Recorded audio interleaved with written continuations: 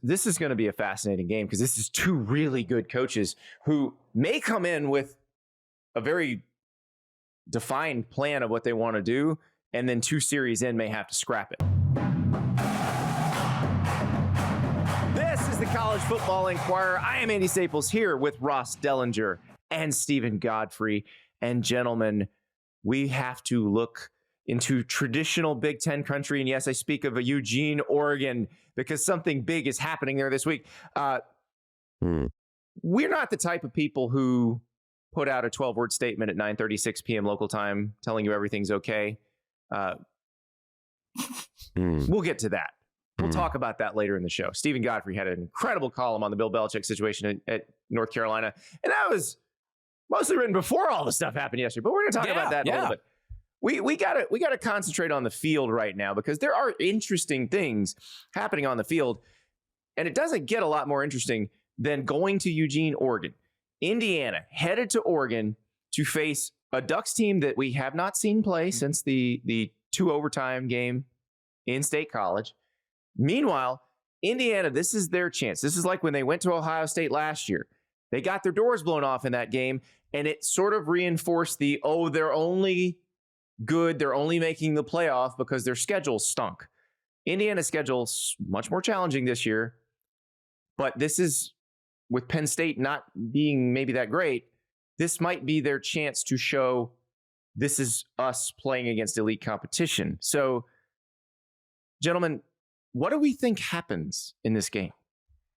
Less stinky. That's Indiana football 2025. Less stinky by circumstance. I feel confident saying that. They were not stinky at all last year. They just got beat by the eventual national champs on the road. I want to be really clear. Yeah. I bought in on Indiana last year. You can only play your opponents, right? We know how many years in advance some of these schedules are built.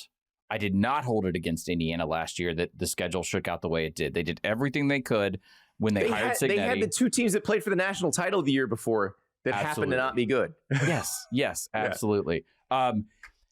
Man, I didn't want to enter into this segment slighting either team, but that Oregon win over Penn State, kind of suspicious now, Andy. Like, are we taking some away from the Ducks now? Like, was there a deficiency there? I'm not going to, because I know what that roster looks like, and we've seen Dan Lanning, and Ross, you've dealt with Dan Lanning to this point. Like, are there 2 more perfect characters for a game like this than Dan Lanning and Curt Cignetti?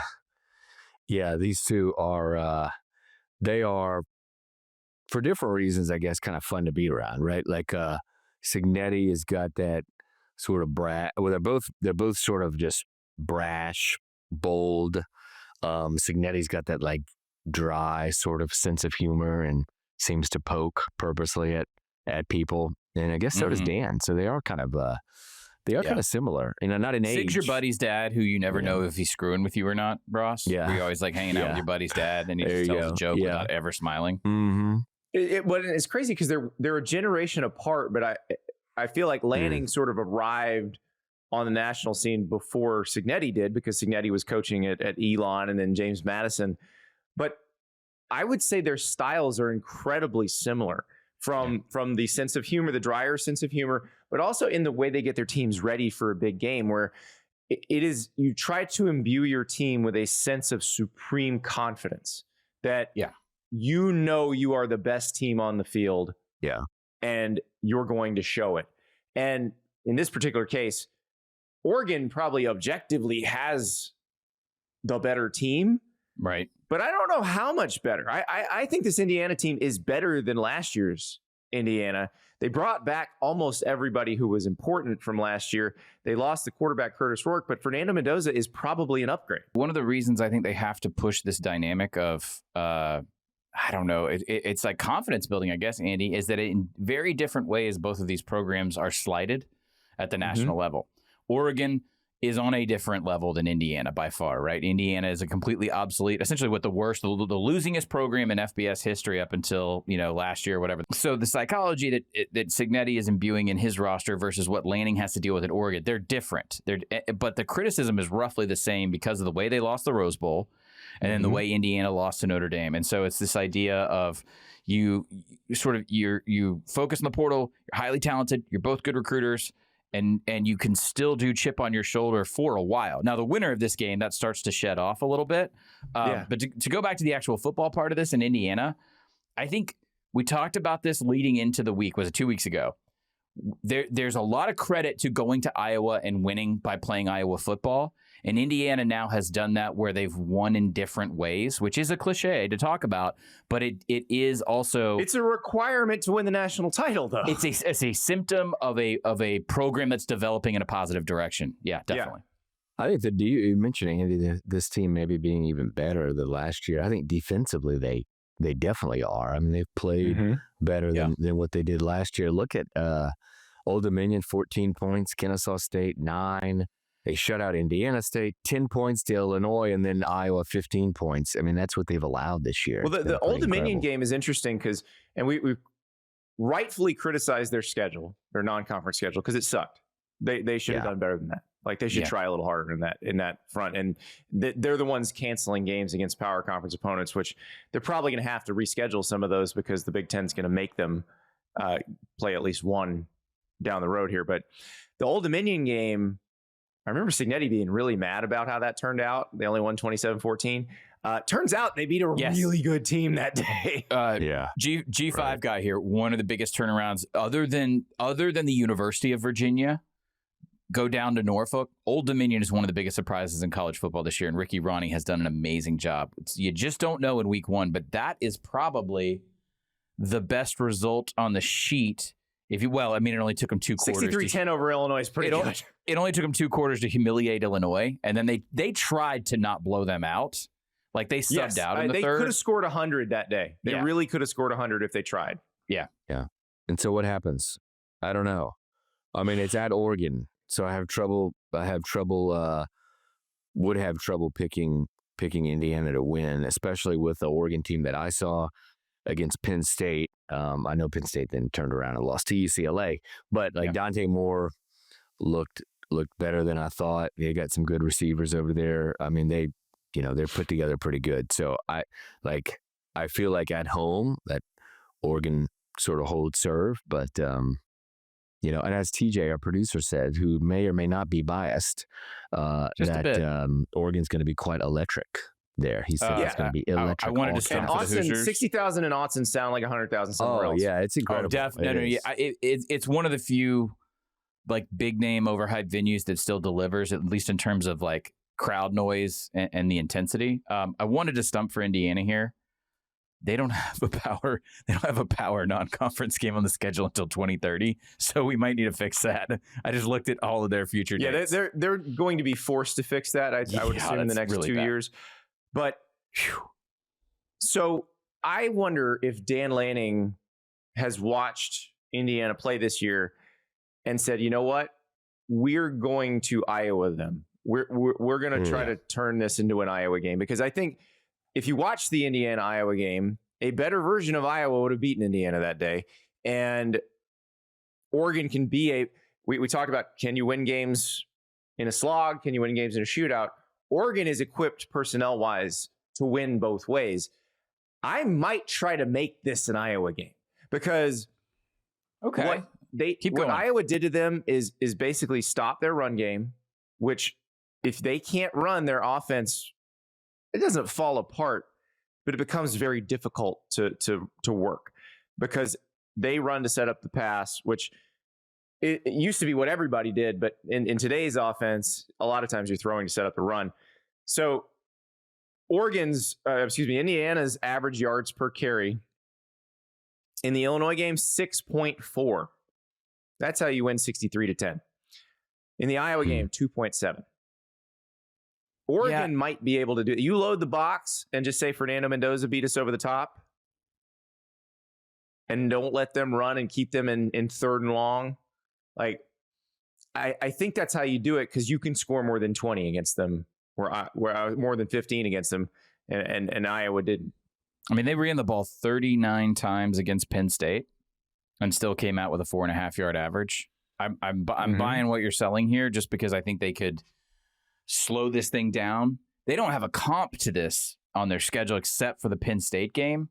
I mean, they really weren't in a position to Iowa anybody because they were just so far superior to the early schedule. But yeah, I mean, based off of especially the front end of that Penn State game, I think it's possible. I don't want to get weird to into think of Oregon playing Indiana. small ball. Yeah, I really don't want to get into a shootout with Indiana. That's the thing. I feel better if I'm not letting them run the ball very much, if I'm loading the box and daring Fernando Mendoza to beat me over the top. Like I'm okay with that. But this is going to be a fascinating game because this is two really good coaches who may come in with a very defined plan of what they want to do, and then 2 series in may have to scrap it, depending on what the other guy does. Yeah. Did you guys see somebody like on Twitter had put the average D-line size for Indiana, which is like 279, and then the average Oregon O-line size, which was 325, a 50-pound difference. And, and that, to a degree, but that's the case a lot, right? Defensive linemen, defensive linemen are normally smaller than, so it's not that big of a gap. But what's funny is the Indiana defensive coordinator tweeted that and wrote, "Didn't realize how small and defenseless we're going to be. Oh no!" Exclamation point. So it's good. It was good. I mean, so I'm sure Mr. Signetti will use some of that. Yeah. Your edge guys are 240, 250, but like basic math tells you you're going to have that average is going to be small. Yeah. So one of the reasons Oklahoma with the 330-pound D tackles is probably the only one that's going to look close to similar. I'll say one of the reasons why they probably are stretching to pull quote tweets is that these guys are so similar.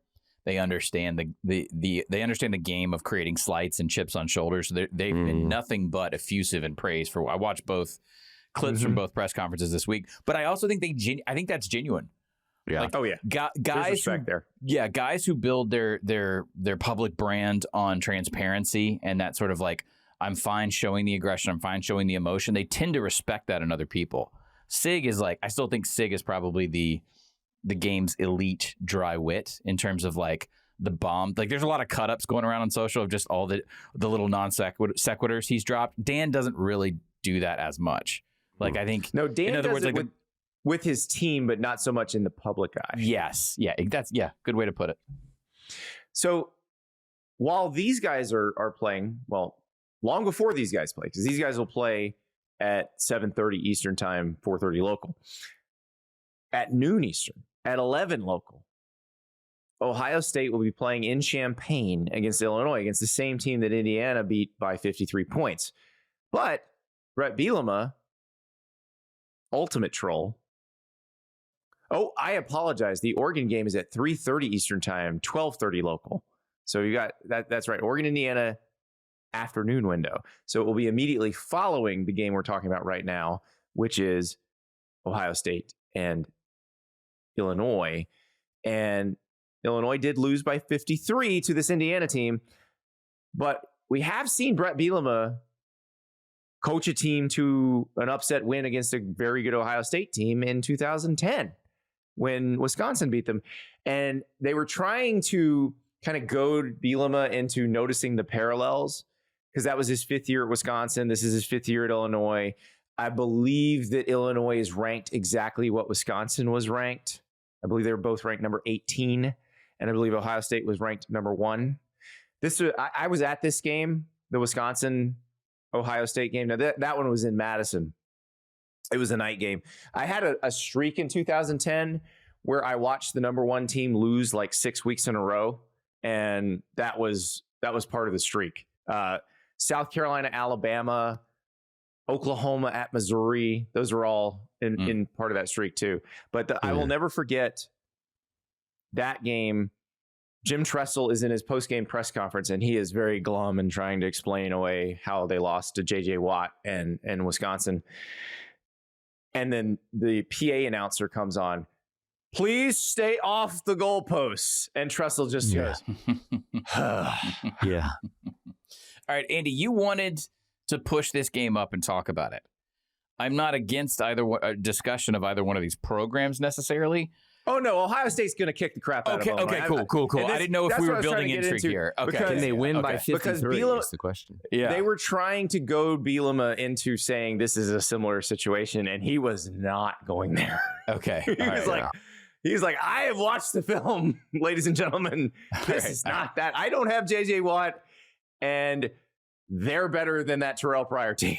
The Ohio State performance thus far this season has been sort of predatory in that they are picking slow and often unenjoyable ways, at least for the fans and media in attendance, to just dismantle teams. Mm-hmm. Right? You're not even getting satisfactory blowouts. I think there was some tweaking and some questions early on, and they were sluggish against Texas. But the Washington and Minnesota game specifically, they are gearing up right now to look like the number one team in the country. The Minnesota game was like watching someone get dismembered. Yeah. Yes. Field goal very the first drive, and way. they couldn't cross midfield, basically. Yeah. Which has been sort of the case with Ohio State's defense all year. They're on a historic run here. It's pretty. They're spotting you a scripted drive, and then the embarrassment begins. Yeah, it's Matt Patricia. He's got his pencil, which does not write on the laminated play sheet. No, I wouldn't think so. He's got it, and he just lets you empty your bag on your scripted drive, and then he makes turns one dial here, turns a little Caleb Downs dial, turns a little Arvell Reese dial. And all of a sudden, you're done. And Ross, you have a story on Caleb Downs, the safety at Ohio State. Oh, yeah. Talked to him last week. I mean, I love talking to this guy because it's like talking to a 20-year NFL veteran. It's and you're unbelievable. Like, how are you older than me? It is truly unbelievable. I mean, I've been in sports writing for 20 years, and I don't know, hundreds, maybe even thousands of interviews with players. I don't know if I've spoken to a player sort of more mature, composed, and just freaking like grown up, Yeah. It's phenomenal. We spent about 30 minutes or so together, and then popped into Ryan Day's office as well, talk about him and talk about the defense. I mean, Matt Patricia sort of using Caleb as, I called it, or they called it, like the moving chess piece on his board. He's at the snap, he's played 5 different sort of positions, at the line, out at quarterback, linebacker area, free safety. He's just kind of moved him around. And what's really been the difference, I was talking to Caleb's dad, Gary, who obviously played in the NFL. And he said the biggest sort of difference between Matt Patricia's defense and last year with Knowles and some others is a disguise in just how, not even before the snap, but sometimes at the snap or immediately after the snap, basically, Caleb moves and shifts completely. And it really has confused quarterbacks. You can go back and watch like the film and different plays and stuff, and you can see the offenses are confused about where Caleb's going to be, what zone or what, are they in man, are they in zone, are they in cover 2, are they in cover 4, whatever. And you could see that. So it was, he's been used well there, but I wrote a lot about, obviously, him off the field and how much he's invested in, real estate, and he reads like economic books and all this like crazy. He listens to Mike Jackson. He's a 50-year-old man. It's amazing. Man. An old soul is what his teammates call him. So getting back to the on-field piece of it, it's not just Caleb Downs, though. It'd be one thing if they only had Caleb Downs and some pretty good players around him. Yeah. They have Caleb Downs. They have Sonny Styles, who is a 6'4", 235-pound linebacker who used to play safety. So is fast enough to run like a safety. So you can disguise him and do all different things with him. And then the big discovery this year, not so much discovery, I think people knew what he was, but he was behind some really good players last year, is Arvell Reese, who's 6'4", 243. So he's edge rusher size, but runs like a safety and is smart enough to do all these different things you want him to do. And because it's like you look at his bio, and last year, the only thing in his bio is like 2024 academic All Big Ten. And this year, it's going to be everything. Yeah. It's going to be All America this, All America that. And he is just a physical freak who is like Caleb Downs, capable of handling all this stuff you're going to throw at him. It's unfair what they can do to an offense. Just unfair. And I don't know if y'all share this belief that I do, but if you believe that Penn State is the team that lost to UCLA and not the team that took Oregon to the brink, Ohio State has no competition until Michigan. I know. This is yet another year. Their schedule breaks out really easily. Yeah. This is yet another year where we can accurately and honestly talk about maybe the most talented or at least the most effective team at the top of the sport, but we don't really test them until after Thanksgiving, which is a problem because they're going to have that big layoff. Yeah, and then they're gonna face somebody probably pretty good because they're gonna face the winner of the 8-9 game, which is probably going to be a good team out of the SEC or the Big Ten. Yeah, that just lost some games. When that format was announced, Andy, I thought eventually we're going to see, kind of like basketball, a 1 seed pay the price for coasting, but it's not like we can hold this necessarily against Ohio State. Yeah. Unless Michigan works them over. I mean, I'm not trying to do a bit here. Well, so this will be interesting because this is the best offense. Well, it's not. Washington's the best offense they've seen so far. Like they've played a dynamic quarterback in Damon Williams. And the Texas offense, not so great. Yeah. But Damon Williams is a dynamic. Like if you saw the comeback he led at Maryland last week, and then compare that to the way that Ohio State shut him down. I don't know. I think the defense is legit. I shudder to think at what they're going to do to Wisconsin. I am not mentioning my my Luke Altmaier early season infatuation this week. Godspeed, buddy. Luke Altmaier is fine, but Luke Altmaier is probably not. He hadn't thrown a pick yet. I feel like maybe coming. Luke Altmaier's fine. He's playing Ohio State. Yeah, exactly. One more game in the Big Ten that I do want to touch on before we move on. Michigan USC is fascinating because I was reading the Michigan message boards this week because it's what I do. I love message boards. I love to get the zeitgeist. Okay. Their fan base is ready to go off the edge if they lose to USC, which is wild to me because if they beat USC, if you look at the rest of their schedule, there's potentially a playoff team. Yeah, you told us this going into the show. I'm gobsmacked that the self-professed smartest fan base in college football or most educated fan base in college football would be so short-sighted and stupid. But then again, a degree does not guarantee intelligence. What are you doing for everything that this program has endured that may or may not have been at the hands of the head coach or the previous one or however you want to square that circle? You're wanting to cut bait on this guy? I'm so lost. You just won a quarterback sweepstakes. The wild thing about this is if they go into LA and win this game, really Washington next week in Ann Arbor is the toughest game left on their schedule before Ohio State. We don't pick games, Andy, but I would pick them to win this weekend. Right. So the crazy part of it is the other side of the coin is if they do to USC what they did to USC last year, and the 2-minute drive where Michigan threw the ball once and ran the ball the rest of the way when they needed a touchdown and did it almost entirely by running the ball. It was the most emasculating drive I've ever seen watching football. If they do that to USC again, which is what Illinois did at the end of the game to USC 2 weeks ago, then USC hasn't done anything. They've not improved a lick. They've not advanced at all.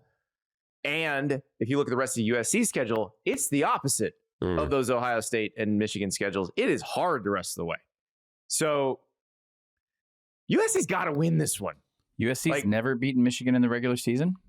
What? I love these fun facts. Wow. Because USC has they hardly ever play in the regular season. They have a series lead and they've never beat them in the regular season. It's all Rose Bowls. Love that. Wow. Welcome to the new Big Ten. Yeah. Good idea to have a national conference. But the Lincoln, I think USC fans have been very patient with Lincoln Riley. If they lose this game, the patience will start to wane. But do they have $80 million? Nothing's happening. Nothing's happening. Yeah. So no. And they have that good recruiting class coming in. That's right. Yeah. I think they're looking at it like, hey, we're actually gonna try to recruit the way you're supposed to recruit, which They should have been doing that all along. Because every time I say that, people are like, well, shouldn't they have been doing that all along? Yes, they should have been doing that all along. But you hired Lincoln Riley, and if you watched him recruit at Oklahoma, you knew he didn't recruit that way. So they had to hire Chad Bowden to do that. Yeah. I'm starting to grow out of Lincoln Riley's a terrible fit for USC and starting to grow into the idea of like there's just never going to be another Pete Carroll type moment in Los Angeles. He is not a good fit for LA, by the way. Yeah, I think there will eventually be somebody who does tap into everything. Listen, it's sort of the same. Like Florida's the same way. I think Texas is the same way. These are places where everything appears to be in place to be successful, but only the truly great have been able to unlock it. Yeah. Well, I mean, they can win this game, right? USC's favored this game. Yeah. I mean, they definitely could. Yeah. I mean, I think that Maeva's been good enough that if they give him he's some been time, statistically the best quarterback in the country this year. Yeah. I mean, like if they give him some time on the front, right? Like, yeah, but that's just the key. Like, can they win the battle on the line of scrimmage? Yeah, will Michigan keep leaving Mekhi Lemon open the way Illinois did? Yeah, right. Now, part of that is Mekhi Lemon is excellent at getting open. Yeah. So it's not just what you do defensively. It's sometimes you just can't stop him. But that's an interesting, because I don't know how good this Michigan defense is compared to last year's. Like, obviously, there's no Mason Graham and Kenneth Grant.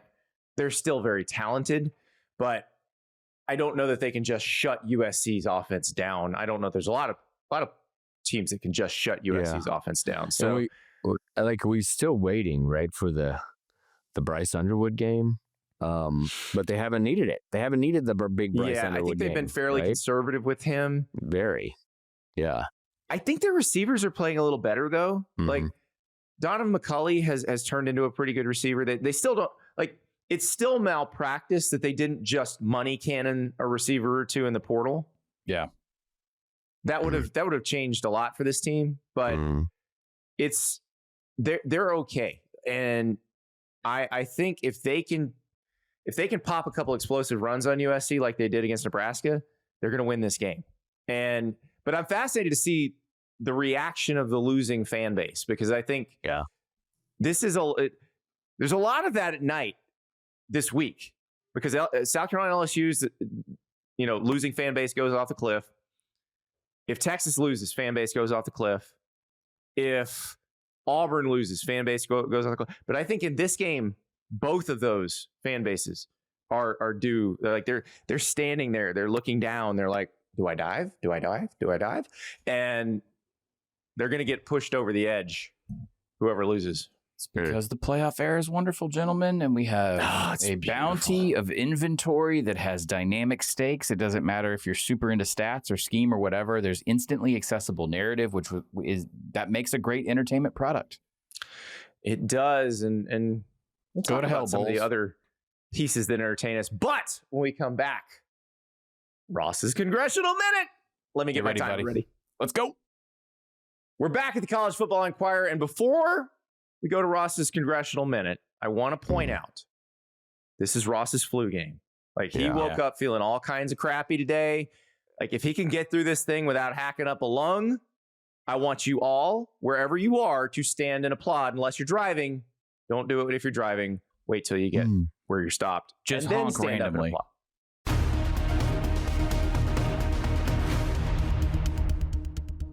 Ross, the floor is yours. The government might be shut down, but big meetings are happening on the Hill this week related to the House bill, the SCORE Act, the Senate bill, the SAFE Act, and the ongoing negotiations between Ted Cruz and Democrat counterparts like Chris Coons. In a letter expected to soon be sent to congressional lawmakers, the 32 Division I conferences will throw fully their support behind the SCORE Act for the first time ever, all 32. You'll remember that some of the group of 6 conferences drafted a letter requesting that the SCORE Act be amended to open up the Sports Broadcasting Act. But the G6 has since come around and will fully support the legislation in the letter later this week. The letter is no small thing. All 32 will sign it. Although it's been delayed by a couple of commissioners, it will be signed. As for the bill, the SCORE Act continues to undergo amendments in an attempt to get the necessary votes for when the bill arrives on the House floor, if it ever does. Meanwhile, on the Senate side, lobbying continues to get people more on board with the SAFE Act, which would open up the Sports Broadcasting Act to permit schools, of course, and conferences to pull their media rights. But don't expect the SAFE Act sponsor, Maria Cantwell, and Ted Cruz, who controls legislation in the Senate and is a Republican, to be working together anytime soon. I think Nice. All things considered, you were like a second and a half late, but I think that's it's an oxygen distribution thing. I think that's a clean he sheet. also didn't get a chance to mention brutal. and this is not a bill that has a chance, but there was a bill introduced that would not allow schools to take on, or athletic departments to take on, private equity, which probably has no chance. But no, does not. That was another one for sure. Yeah, they would call that one the DOA. Not just dead on arrival, but not even going to get conversation to be amended in any way or talked about. That was that was obviously timed around the Big Ten PE news. Mm-hmm. But what people, speaking of this, Andy, if we want to stay on this subject, what people don't understand, and I think there were like some mouths that jaws that hit the floor on the Big Ten PE stuff, but like everybody's looking at PE. Your school, if you're listening to this, is probably looking at PE. Your conference, if you're in another conference outside of the Big Ten, they're probably looking at PE. So everybody's given this a gander, but it hasn't a lot of these have gotten to the finish line. The Big 12 has sort of gotten to like the 1 yard line twice, and it's been rejected. Several schools have done individual deals or examined individual deals. It's gotten to the 1 yard line and at the board level was denied. So eventually somebody's going to do it. But an update on the Big Ten deal, and part of the reason that I had sort of put it off writing about it for the last couple months is it does not have the full support of everybody. And this continues to be a very difficult thing to get over the goal line, so to speak. Especially when Brutus Buckeye and the University of Michigan stand together against it. Yeah, the Ann Arbor, especially in Ann Arbor, is the real one right now that really is not, I don't think, that close to getting there. So there's some work that Tony Petitti and other Big Ten officials have to do. Ross, if I'm a fan of a very rich school right now, why am I looking at PE? If I'm a Michigan or a Georgia or a LSU fan, why I'm listening to this and I don't understand why my school has all the TV contract money. So why are we looking at PE? Yeah, we really don't need to. And I think that's why a lot of schools like the Michigan, Ohio States weren't rushing to do this deal or aren't rushing to do this deal because I don't think they need it. And if they agree, all they're doing in a lot of ways is helping the little guy that's in their own league who needs the money. So we're looking. You said everyone's looking, but if I'm a big dog, I'm just looking out of curiosity. I'm just trying to check the market. I'm not actually. I think because shopping around for this deal. Yeah, everybody else is looking. Well, we better be ready. What's going on here? We should explore this or that.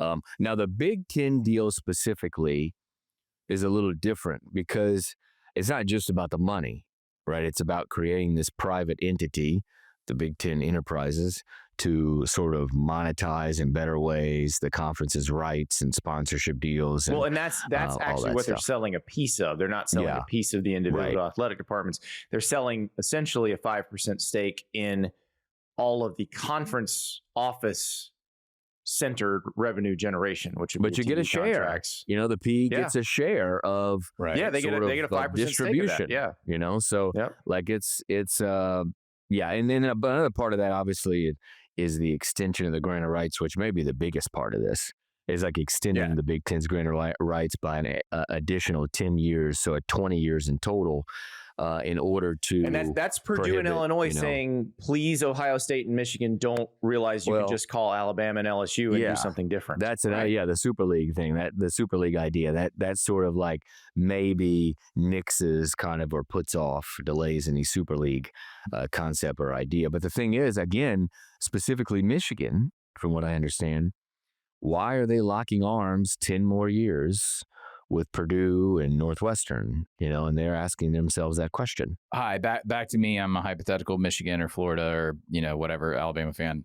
So I'm just looking around, and my priority right now is to stay abreast, but essentially keep all of my options open and stamp out anybody trying to barnacle onto me.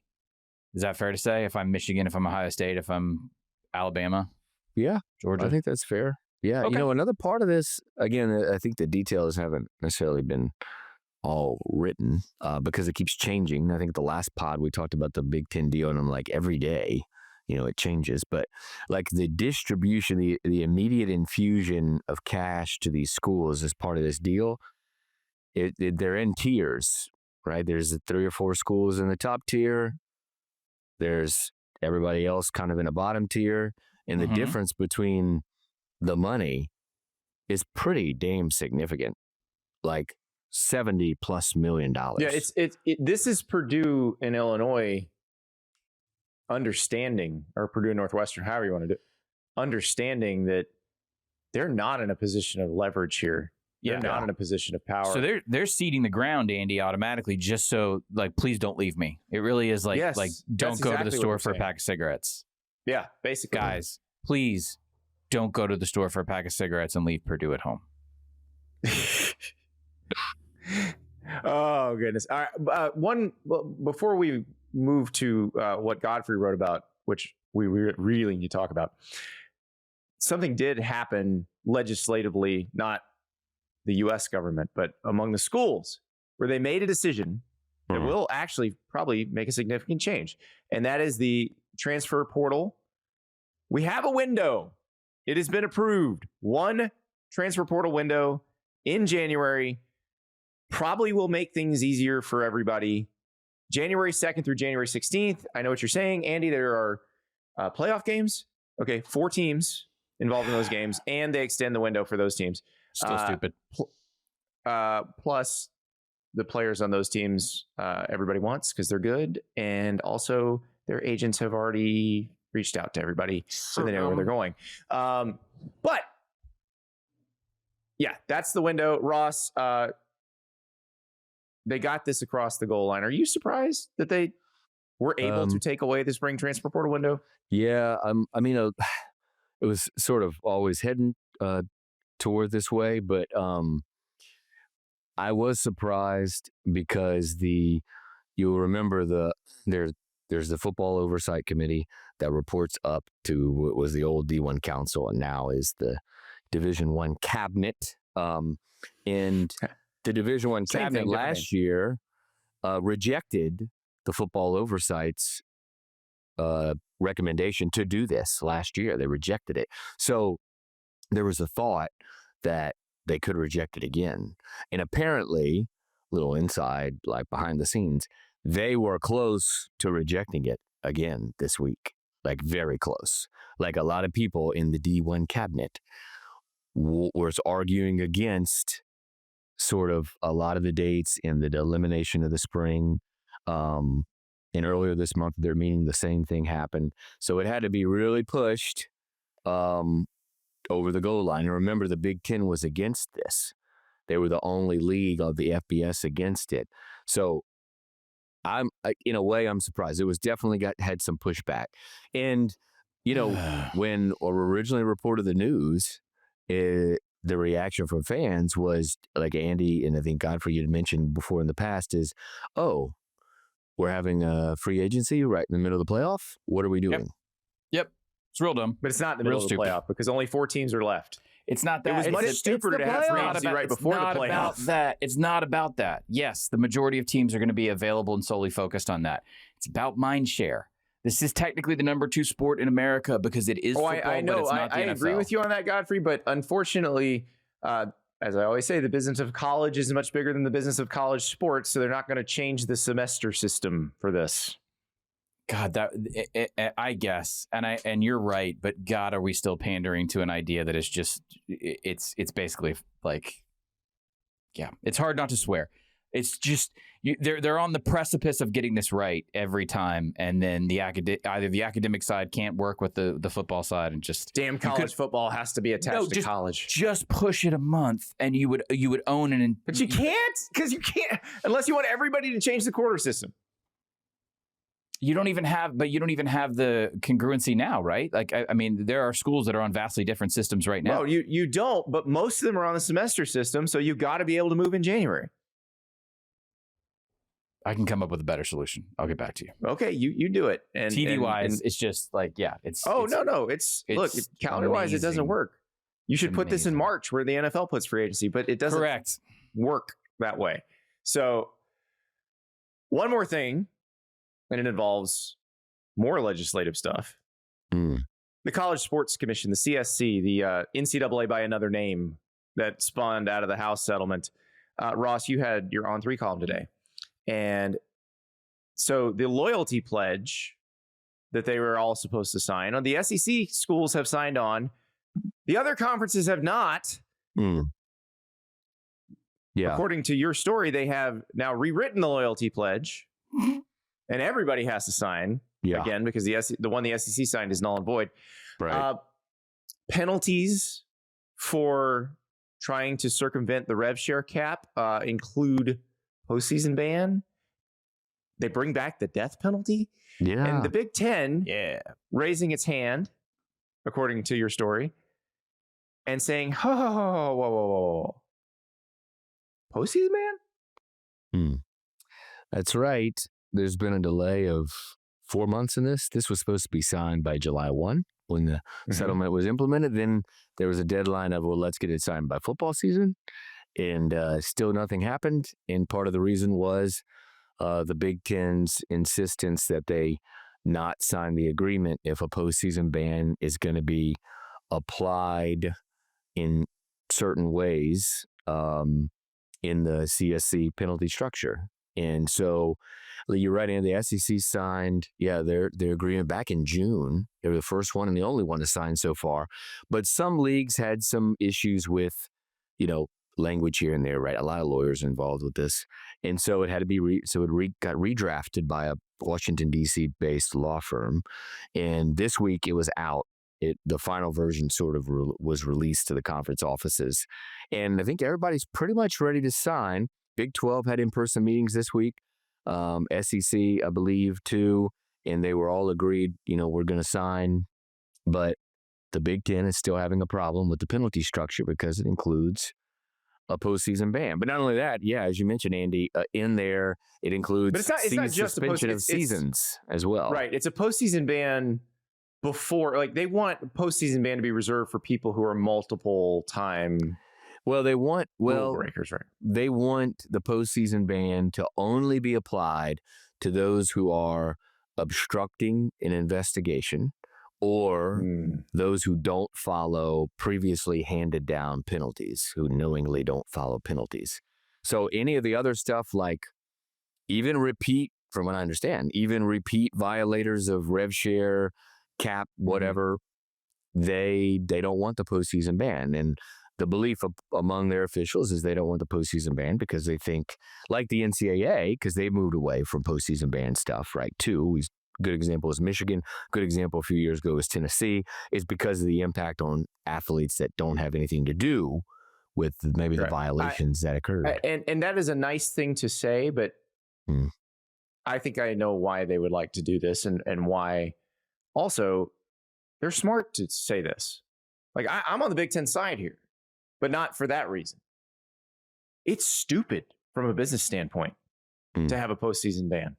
It's idiotic to kill any of your golden gooses for any length of time.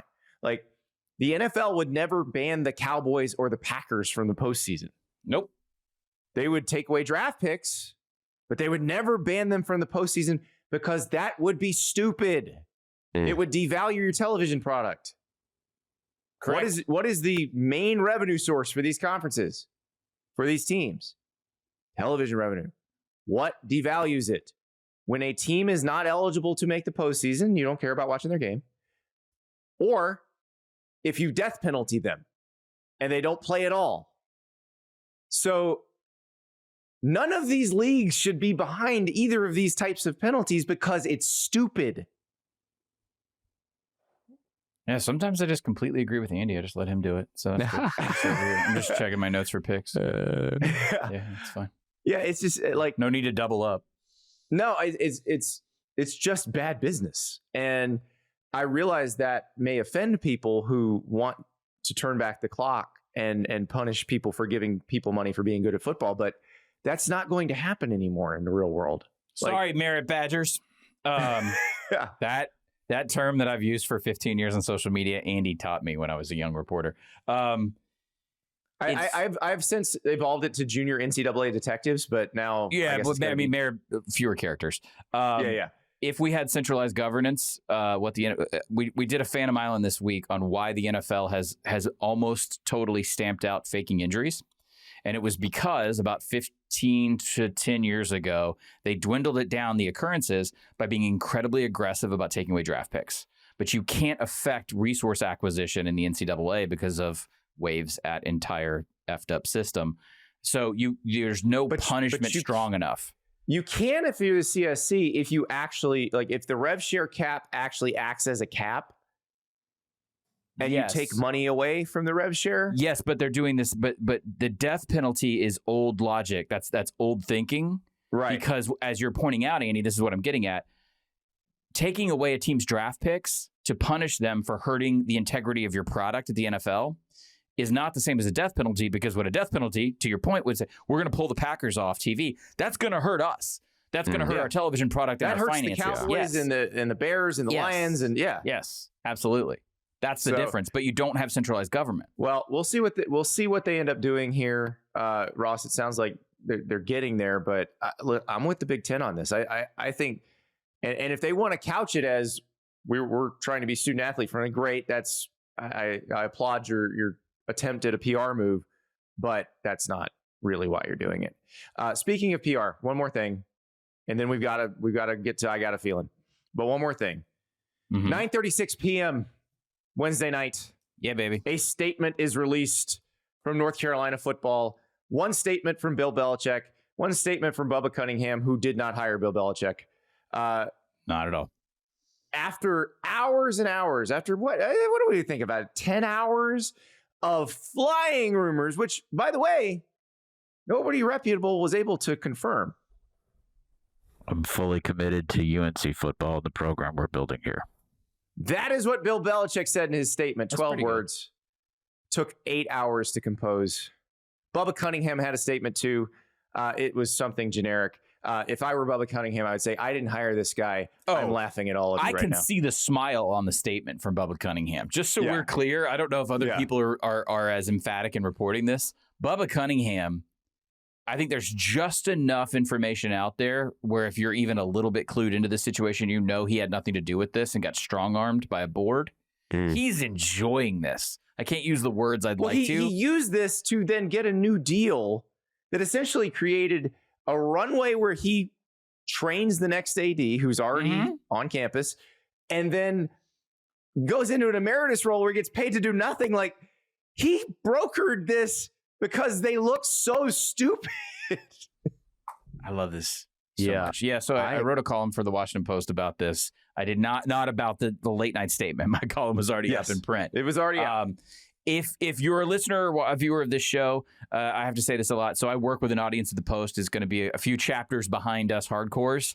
So this was basically an explanation. I started it off with there's a parallel universe in which John Summerall is probably making close to a playoff run right now on a very weak North Carolina schedule with Darian Mensah, the Tulane quarterback, and maybe 5 or 6 defensive starters from Tulane, plus a much better portal class for a cheaper total rate, considering Bill Belichick is the 9th highest paid head coach per year in college football, according to the USA Today database that came out yesterday morning. You could have had it so good if you didn't trip over something, or you thought you tripped over some part of your anatomy, when in actuality, the hubris that has made North Carolina only an on-paper good job for decades is the same reason you are staring this self-made catastrophe in the face. You can go read it at the Washington Post. Whew. It's hard to do that, Ross. You got to breathe through your nose. It's hard. I know. It's hard. No, it's a great column, and it paints the scene of if the athletic director may have been running the search, which, you usually hire an athletic director to do things like run coaching searches. That's their main job. But if the athletic director did not run the search, but if he had, Godfrey paints the scene of what could be. What could have been in Chapel Hill. No SEC openings last year. I think it's 4 or 5 power jobs that open in the entire cycle. We have this aberration, right? Where you have what people are calling a turnkey SEC head coach available, sitting at Tulane. And you screwed this up. And I can't use the words I want to, which has been the theme of this show. This will go down as one of the most remarkable failures in the history of college football coach hirings. I tweeted this out last December when I was in Indianapolis for the Big Ten Championship, that it was being described to me as a version of the 2017 Tennessee saga. And I got laughed at, and people shot that down, and people were saying, oh, you have no idea what you're talking about. I covered that search. I was privy to this one. The amount of confusion and the lack of, again, it's like I got a theme, central authority. One person who's supposed to make the decision informed by a search committee or key individuals, that didn't happen. The inmates ran the asylum. And just because the inmates have on a really pretty Argyle sweater and a great country club membership and they're rich doesn't mean they know ball. This is a phenomenal example of booster hubris, maybe better than even the Texas A&M Jimbo buyout in a certain way. They have scorched the earth on this program because they're stuck with him. Guys, he's not leaving. He's not just going to walk out and say, hey, this isn't working. Yeah. He's there. His contract is fully guaranteed. He signed a 3-year, $30 million deal that is fully guaranteed. I don't know what was going on Wednesday. I really don't. It was some effort to destabilize, and it felt in concert. I don't know who was behind it. It was very interesting because all of our phones began blowing up at the same time. And not when I say ours, I mean everybody who works for every company. But when you drilled down, when you called around, none of it was true. And you had some people go out on a limb, and people hooked onto it, aggregated it because it was sexy. Yeah. But it also wasn't true. But let's keep in mind, Andy, maybe you know, because you told me it yesterday, the main source of that reporting also reported maybe during the coaching search some erroneous things. And got some stuff wrong. Probably keep that in mind. Look, sometimes when you're local to a story, it's the best and worst prerogative simultaneously. Yep. The way, I'll tip a hand a little bit. People inside the building were being fed this, and then it was circulating from them out that something's going to happen within 24, 48. We're going to have some sort of staff change. It still might too, right? We're Thursday at 10 a.m. But that's a relatively minor thing that is normal that happens. Yeah. That suddenly morphed, I want to say by about noon Eastern, maybe 1 o'clock Eastern, into Bill Belichick might not be coaching North Carolina anymore by the Cal game. The Cal game is their next game. It is a week from Friday. Like, that's not true. And it was very strange. I've seen destabilization efforts before, and you can usually sniff them out. This one felt very weird. I still don't know where it came from. It was very strange. But there's a lot of people who spend a lot of money on this who are really, really upset right now. This is not the fan base that you want to offend financially, but also, guys, we just sit on this for a second. I was on a flight back last week, sat next to a UNC alumnus while the game was on, while they were getting blown out by Clemson. And he kind of introduced himself because he saw I was working on college football stuff. And he said, I went to UNC. We have been defrauded. We have been defrauded. That's how they look at this. And on top of that, that was one thing, because we've all seen these situations before. It's that combined with the lack of finesse, of PR appeal, of classiness, as this man said, not just with Belichick, but with the sons on the sideline, with the girlfriend. The girlfriend thing, Jordan Hudson is upsetting just as many people, and Mike Lombardi is upsetting just as many people at North Carolina as Bill Belichick and his sons are for coaching poor football games. This is a total system failure. I've never quite seen anything like this. Because we could talk about, man, Butch Jones had a bad ending at Tennessee. Ross, we can talk about how weird and nasty it got between the AD's office and Ed Orgeron at LSU. But there wasn't a 24-year-old screaming at HBO and CBS News, okay? And telling every famous alumni to show up on Labor Day night right before they get their teeth kicked in, because no one decided to have a meeting and say, hey, guys, our roster is actually not that good, and we need to tamp down the exposure. This program went to great lengths to talk about how, hey, Arch Manning, Texas, and even the national media played it about even on a hype campaign. That's a false narrative. UNC spent the entire offseason putting up a tent, neon lights, and saying, come see the 33rd team from the NFL. They brought this on themselves, and I've never seen a whole hog failure quite like this one.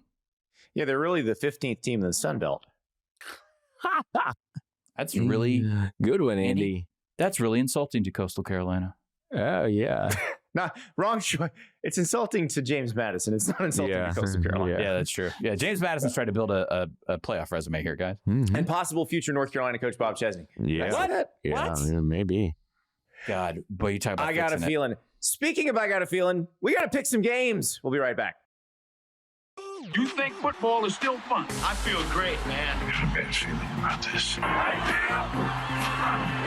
We are back at the College Football Enquirer. It's time for I Got a Feeling. Godfrey and I rallying. Ross Dellenger sitting at 1-5. Oh, God. I mean, Godfrey and I are 2-4, so it's not like we're ULM good. owes me some like a gift or some gear. Oh my! I mean, yeah, that was not good. Also, does this mean Northwestern's going to beat Penn State? I'm going to leave that dangling right there and go to Ross. Andy's doing the fast drops on this show that we can stitch them out for Sunday when they all come true. I just want people to have that in their minds for a second or two. Inception as they go into the weekend. So, but Ross, you are trying to get off the mat. Oh man. Yeah. Clemson got off the mat against North Carolina last week. We just talked about Bill Belichick. Now, Clemson going to play another from the Belichick cinematic universe, Bill O'Brien and Boston College, which just got shellacked by Pitt and a freshman quarterback last week. Yeah, nasty. And lost, I think, maybe 4 straight. The 4 straight. They've lost 4 straight games. Including a loss to Stanford and at Cal. Clemson, Dabo always does this. I have a feeling we're going to be talking about Clemson in late November. They're going to be like 7-3 or 8-3 and in contention for the ACC, whatever, championship game after FSU's fallen off and whatever. And I just suspect that this is the start of sort of a rise. So I think Clemson goes and wins by at least 2 touchdowns, which is the spread at BC, who trying to figure out what happened to BC. And I'm guessing what happened was they lost their starting quarterback to Florida State over the offseason. No, he quit before the season ended last year. They knew he was leaving. They went and got Dylan Lonergan, who had been at Alabama, who actually looked like he'd be a pretty good quarterback, and it just has not worked out. Yeah. Hey guys, do you remember 2021? It was pretty cool. Sean Lewis's last year at Kent State. That's I think 2021 before he went to Colorado with Deion. Kent State, and this actually happened too. They were fodder for like a Georgia team in like week 3 or week 4 that year, and actually started moving the ball on Kirby's defense really well. There's a point to this. Sean Lewis has sort of been on the cusp of having a breakout offense and a breakout G5 program. He left Kent, which is one of the worst programs, if not the worst program in the FBS. Had a cup of coffee at Colorado, goes to San Diego State, and I wouldn't say it's gone poorly. It's gone quietly. They escaped a Northern Illinois game 6-3 a few weeks ago, but last week they did shut out Cal. Can we? They beat the brakes off flowers. I'm getting there. I'm getting there. So they've had wonky results. Okay, they didn't have a great season last year. I think they're having some issues with the roster and personnel, but I think they're pulling it together because they were averaging 316 yards a game. And then last week against Colorado State, they had 313 in the first half. The quarterback, Jaden Denigal, has kind of looked like he's figured it out, at least statistically. They're going to go to Nevada, which is one of the worst offenses in Division I, or FBS, I should say. And they're only 7.5-point favorites going into beautiful Reno. I like San Diego State. I want this to work for whatever reason, mainly because a guy went to Kent State and actually made it look positive for a second. And I feel like that's basically the football coach power of like being a faith healer. Like we saw the dead rise. So he should be able to do it again at San Diego State. I always pick interesting games instead of ones that make more sense as a better. I like a road favorite to cover 7.5 is what I've got. All right, I got a smaller story, but I'm sure you've been following it. There's this game that's going to happen in Dallas this weekend. One team has a quarterback who had surgery like a week and a half ago, or I guess 2.5 weeks ago. He's listed as questionable on the availability report. John Mateer might play for Oklahoma. We don't know. Or this could be the biggest psyop in the world, and they're just messing with the Texas Longhorns. But I have been looking at this line all week, wondering when it's going to flip to Oklahoma being favored, and it still hasn't, and I can only assume that people just don't watch games. But Texas is a 1.5-point favorite in the Cotton Bowl in the Red River rivalry against Oklahoma. Texas's offensive line has not been good. Steve Sarkisian got asked about what they could do, and he's like, just got to play better, which is coach for, we got nothing. We got nothing. And oh, by the way, Oklahoma, maybe the best pass rush in the country, probably better than the one that Florida used to terrorize Arch Manning last week. You're going to give me points? Listen, if Mateer plays, Oklahoma's winning this game. I have no doubt in my mind about that. I don't know if Mateer's going to play. Questionable. I think this may all be... Andy called it a psyop before we went on the air. Psyop. Snake. I agree with you. I do think especially when it gets into line play, it kind of is what it is unless you have a change because of health.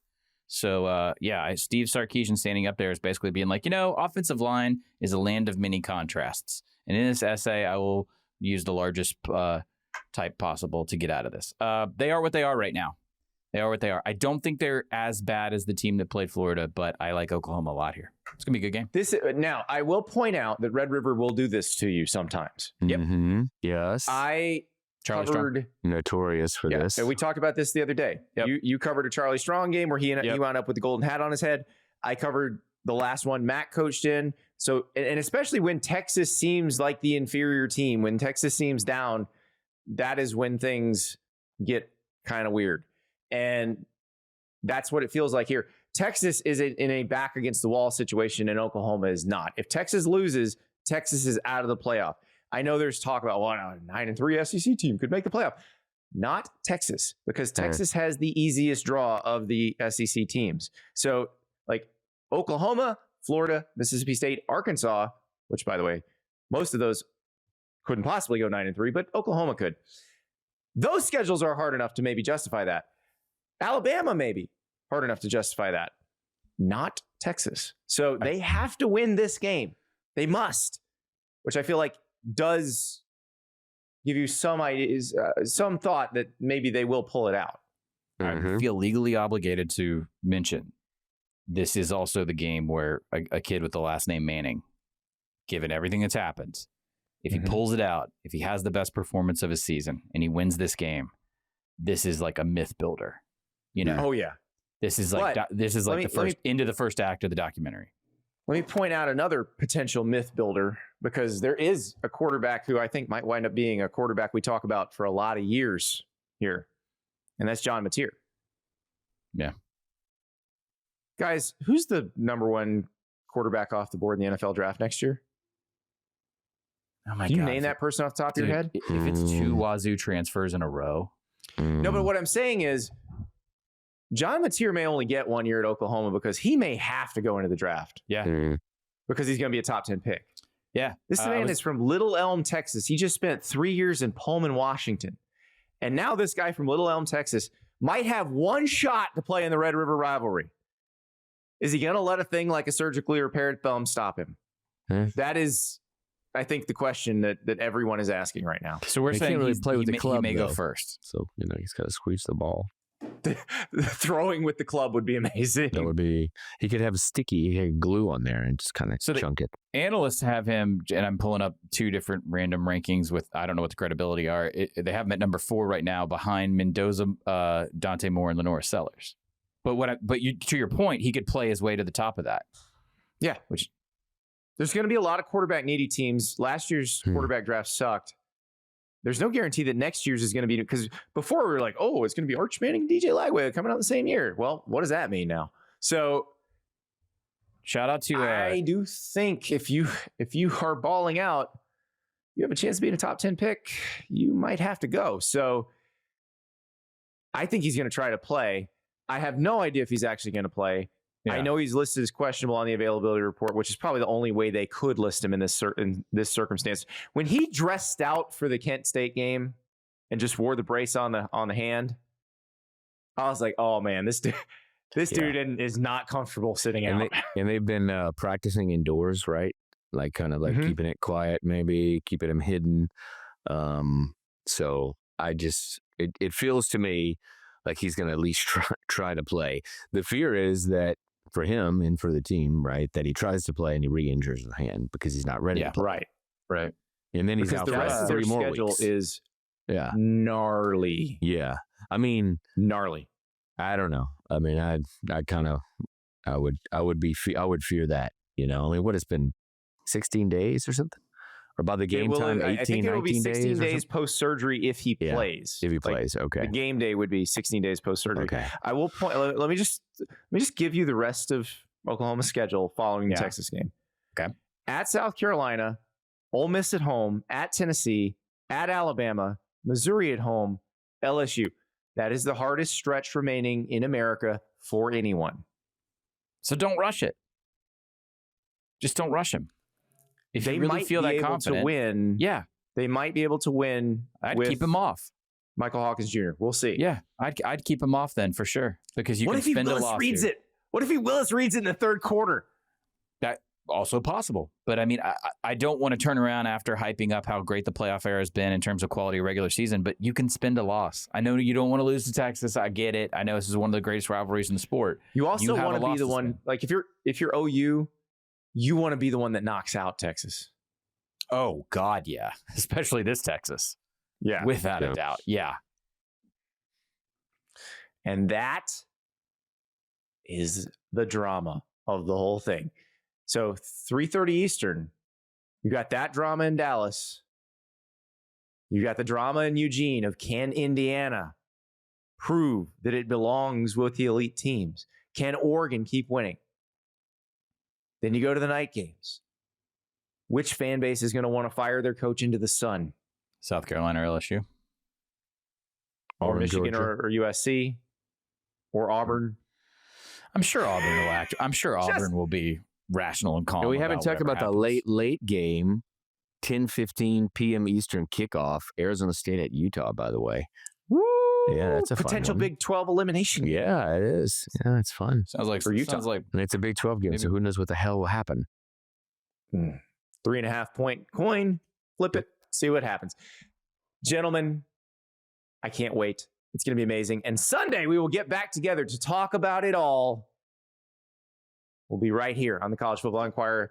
And by the way, before you go, remember, if you want to watch us in living color, move it around. Go to the Yahoo Sports Network. You can turn on your smart TV, find the Yahoo Sports Network on your home screen, click on that. All the great Yahoo shows are available.